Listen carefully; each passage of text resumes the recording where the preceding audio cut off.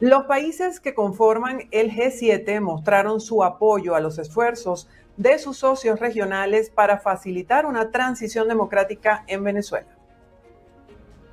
Durante la cumbre del G7 en Italia, los ministros de Exteriores de Canadá, Francia, Alemania, Italia, Japón, Reino Unido y Estados Unidos exigieron la liberación de todos los presos políticos en Venezuela, alegando su injusta detención.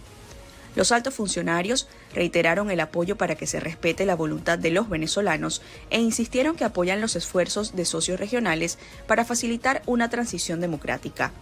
En la declaración, expresaron que el pasado 28 de julio, cuando se llevaron a cabo los comicios presidenciales, los venezolanos votaron por un cambio democrático y apoyaron a Edmundo González Urrutia con una mayoría significativa. Los ministros de las 7 democracias más industrializadas del mundo también aseguraron sentirse profundamente preocupados por las continuas violaciones y abusos de los derechos humanos sufridas por la oposición política, la sociedad civil y los medios independientes. Entre estos abusos, el G7 denunció detenciones arbitrarias y graves restricciones a las libertades fundamentales. Y la respuesta de la administración de Maduro a esta postura de los países del G7 no se hizo esperar. La Cancillería venezolana informó que revisará de manera integral sus relaciones con los gobiernos de Canadá, Francia, Alemania, Italia, Japón, Reino Unido y Estados Unidos por su apoyo a Edmundo González Urrutia. En el comunicado, la Cancillería arremetió contra el G7 asegurando que apoya genocidios y estimula la propagación del fascismo para, a juicio de Venezuela, encubrir sus propios fracasos políticos. Y según el decano de la Facultad de Ciencias Jurídicas de la Universidad Central de Venezuela, Juan Carlos Apitz, las leyes penales, como la Ley Libertador Simón Bolívar, deben ser consultadas ampliamente antes de su aprobación con diferentes sectores, incluyendo las universidades. Lo que está en juego es la libertad de los ciudadanos. Desde la Universidad Central de Venezuela indican que las normas en materia penal no se pueden utilizar para perseguir a quienes piensan distinto a los que gobiernan. Están proponiendo inhabilitaciones políticas que exceden los 30 años, una inhabilitación política, digamos, infinita. Y creemos que esto está reñido con nuestra Constitución. Yo más bien invito a los legisladores a que esta ley sea suficientemente deliberada, debatida con especialistas, con las universidades. Bueno, el juicio enteramente en ausencia es inconstitucional en Venezuela. Hay algunas excepciones que permiten el juicio en ausencia, pero quiero sobre todo afincar mi observación a quien va a enjuiciar. Se trata de un poder judicial que no es independiente, que no es autónomo, en la que hay serias dudas sobre su independencia, sobre su imparcialidad. Los jueces en Venezuela están seriamente cuestionados. ¿Por qué legislar en materia penal cuando existen normas vigentes o en materia de derecho administrativo, del cual también hay suficientes leyes sancionatorias? El Poder Judicial en Venezuela no responde a los intereses de la justicia, no responde a los dictados de la ley. Pareciera más bien que responde a los caprichos políticos de un sector. Pareciera ser que se trata de crear una legislación de excepción para aplicársela a determinadas personas.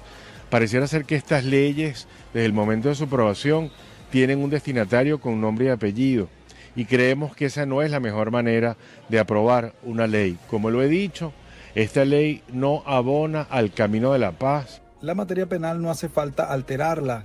Según opinión del decano Juan Carlos Apitz, solo hay que cumplir con ellas a través de una justicia imparcial al servicio de los ciudadanos. Y a un mes del asesinato del dirigente opositor Edwin Santos, el movimiento Voluntad Popular exigió justicia para esclarecer las causas de su muerte.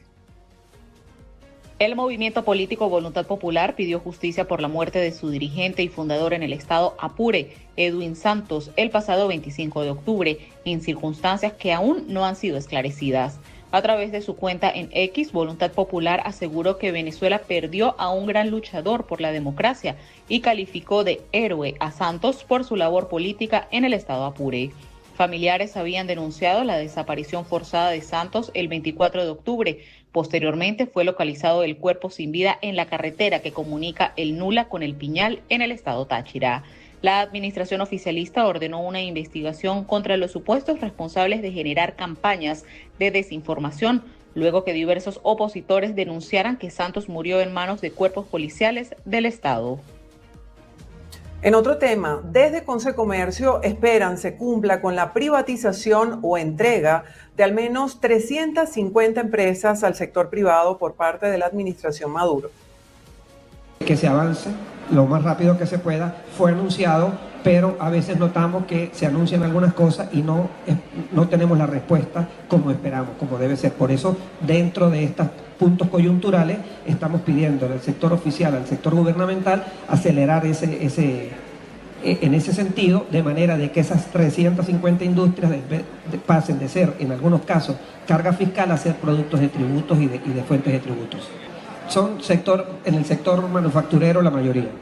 A propósito de lo sucedido en las últimas semanas en la isla de Margarita con la interrupción del sistema eléctrico, el presidente de la Cámara de Comercio de Nueva Esparta, José Gregorio Rodríguez, dijo que se estaba restableciendo y, aunque 50% del comercio se vio afectado, hizo un llamado a no dejar de visitar la isla de Margarita en el mes de diciembre. El estado de Nueva Esparta, con un consumo promedio de unos 300 megavatios para electricidad, el cable submarino aporta 140, es decir, un 40% aproximadamente de eso.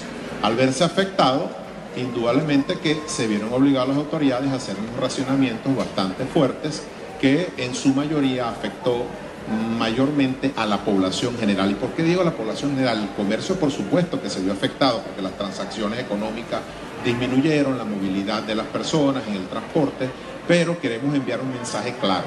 A raíz de la pandemia y dado todo ese ciclo de aprendizaje, las unidades económicas más importantes que prestan servicios formales al turismo, al comercio en el estado de Nueva Esparta tomaron muchas previsiones.